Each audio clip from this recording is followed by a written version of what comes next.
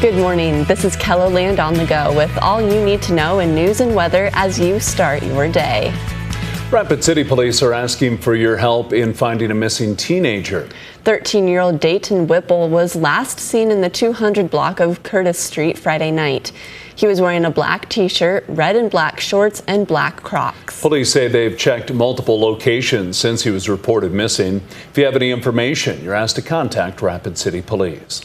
A Ukrainian family of 5 has been told they need to leave the U.S. in less than 1 month. The Bialiazis have been living in Watertown for the past 2 years. Susan Bueller and her husband took the family in when they first arrived and hope all Ukrainian families in the U.S. can stay for as long as they need. I'm not just talking about my family. I'm talking about all the Ukrainian families. They deserve a chance. And as much as I love my family, I want this for all the Ukrainians. The Bialiazis were able to move to the U.S. because of the United for Ukraine program, but the humanitarian parole from that program is ending, and they have been denied asylum. The state is cutting property taxes, which is forcing the city of Sioux Falls to make their own cuts. We spoke with downtown Sioux Falls to see what these potential cuts could mean for their nonprofit organization. That could equal, 2 full-time ambassadors. That could equal the entire flower program. It could include, we do some servicing outside of the downtown boundaries, and we would start to pull back on that. Hansen also mentions how they're heavily involved with the cleanup around the homeless shelters in Sioux Falls, and that would have to be scaled back.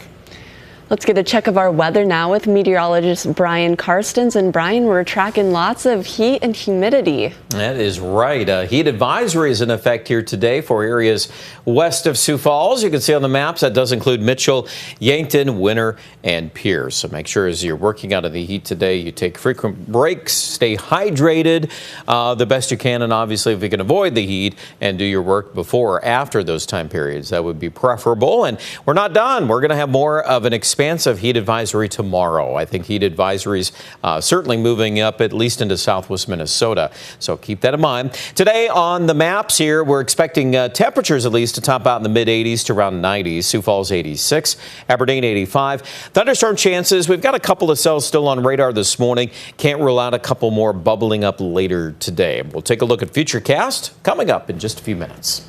Thanks, Brian. Great Shots in Sioux Falls hosted a special event Friday, a golf clinic for kids associated with South Dakota Services for the Deaf. 60 children took their swings during Kids Golf Day. Former Spearfish standout athlete Matt Martin, whose son was born deaf in 2020, helped create the event, which started in 2022 and now serves as a reunion of sorts. Now it's an event that families look forward to connect with other kids.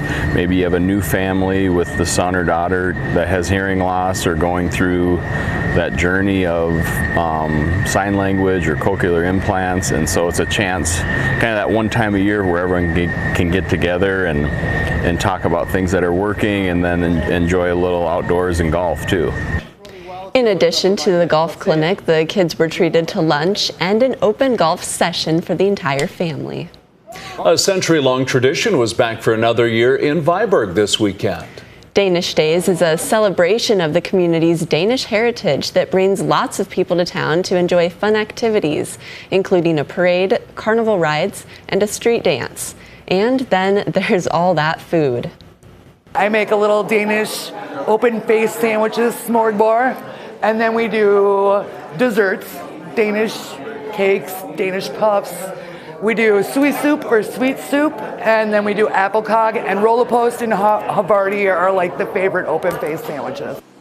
The town also has a Danish museum with clothing, toys, and other collectibles from Denmark.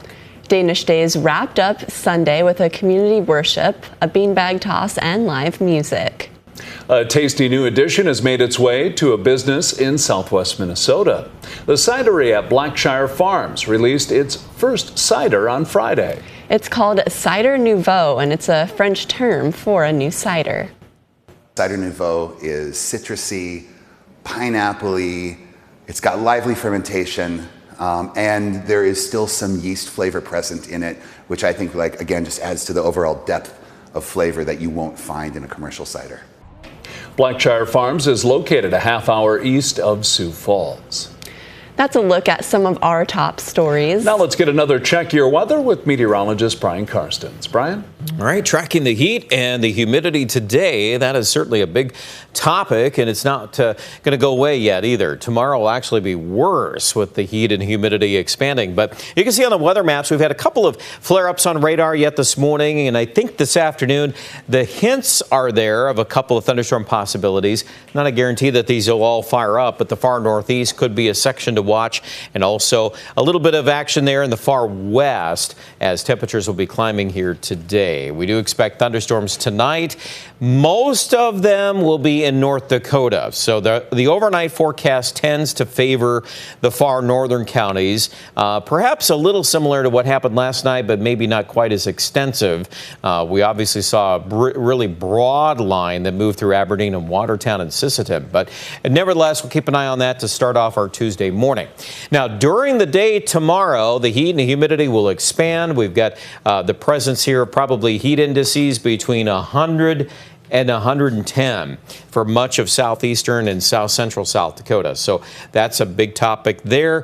Thunderstorms, we're going to watch and see what happens in the northeast late tomorrow afternoon, tomorrow evening. There could be some rough weather if those storms explode on that extreme amount of instability that's funneling north on that south wind at 15 to 30. So we'll keep an eye on that to see if that actually does develop. And obviously we get into Wednesday here too. We've got a cold front that's hopefully going to break down some of the heat, and it will bring an opportunity for some more scattered rains. And some of you in central South Dakota sure are in desperate need of that. We've had some drier and hotter weather. We'll keep watching that forecast around winter where the rains have been more variable. 95 is your high today there after those rough storms last night. Valentine, Nebraska, 96. Here's a look at our 7-day forecast. We're forecasting 90-degree weather at least into Tuesday. Wednesday becomes a day to watch the cold front and the storms that can result from that. So we'll keep that 91 for now. I'd like to pull back the highs for Thursday. I think that's also true for Aberdeen. It should turn a little bit cooler, a little bit less humidity. Probably your best chance of storms will be tomorrow with that front coming into the forecast. Notice the weekend, though, is going to tend to heat back up. I think hot weather will return for Pierre in central South Dakota on day 6 and day 7. So, yep, it is mid to late July, and I think it's going to feel like it most of the 7-day forecast. Rapid City, a little more variability here. A couple of 80-degree days there Wednesday, Thursday, followed by a return to 90 on Friday. Check out more details online at kettleland.com.